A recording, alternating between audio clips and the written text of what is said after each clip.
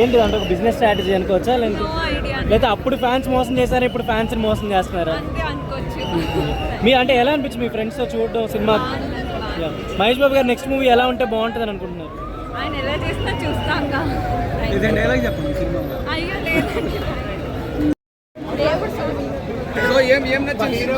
అయిపోయింది.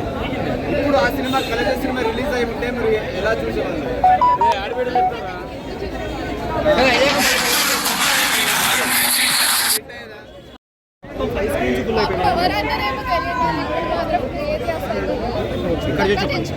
చాలా scenes remove చేశారు అనుకో, సాంగ్స్ కూడా రిమూవ్ చేశారు అనుకో. ఇందులో ఇప్పుడు రీ రిలీజ్ మీరు చూసేటప్పుడు మీకు ఇష్టమైన సీన్ ఏది అనిపించింది బాగా? ఏదైనా డైలాగ్ అంతా ఇష్టమేనా? ఓకే, మీకు ఎలా అనిపించింది? రీ రిలీజ్ అంటే మహేష్ బాబుదే వస్తారా, ఇంకే మూవీ అయితే రారా?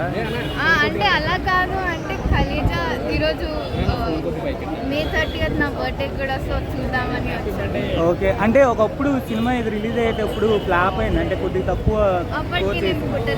అప్పుడు రిలీజ్ చేస్తున్నారు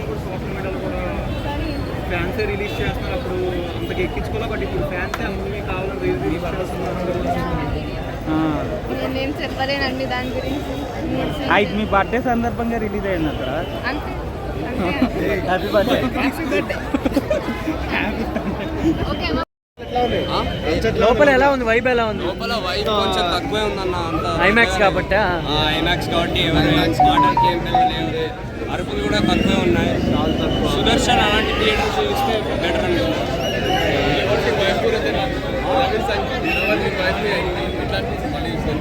దిలావర్ సింగ్ వైఫ్ కి అలాంటివి ఏ ఛానల్ అన్న తెలుగు సినిమా కనపడితే థియేటర్ లోపల ఇంకో సినిమా కనపడ్డది నాకైతే. ప్రతి ఒక్కళ్ళు నిజంగా ఫుల్ అంటే ఫుల్ ఎంజాయ్ చేసిరు. మహేష్ బాబు గారు అయితే 1 man షో. సాంగ్స్ అయితే చెప్పొద్దు, కొన్ని సాంగ్స్ అయితే కట్ చేసిరు, అదైతే కరెక్ట్ కాదు. ఫ్యాన్స్ కొద్దిగా డిసప్పాయింట్ అయినారు. అయినా కూడా మహేష్ బాబు గారిని చూసిన తర్వాత అంతా మర్చిపోయినారు. కానీ నిజంగా సాంగ్స్ కూడా చాలా అంటే చాలా బాగున్నాయి. మహేష్ బాబు గారు మాత్రం నిజంగా హీరో కాదు, దేవుడు అనిపించింది సినిమా చూసిన తర్వాత. ఒక సాంగ్ అయితే ఉంది, ఓం నమో శివరుద్ర, నిజంగా చాలా బాగుంది. కొద్దిగా డల్ అన్న విషయము అన్నారు, కానీ నిజంగా ఈ రోజు అయితే చూస్తుంటే ఈ సినిమా కనుక ఈ టైంలో కనుక రిలీజ్ అయి ఉంటే నిజంగా చాలా అంటే చాలా బ్లాక్ బస్టర్ అయ్యేది. మూవీ అనేది చాలా మందికి అర్థం అవ్వలేదని నేను అనుకుంటున్నా ఆ టైంలో. కానీ ఇప్పుడు కనుక థియేటర్లో కనుక చూసుంటే నిజంగా పండగలాగా అనిపించింది. మే 30 లాస్ట్లో వీక్లో నిజంగా నాకైతే ఒక కొత్త పండగలాగా అనిపించింది.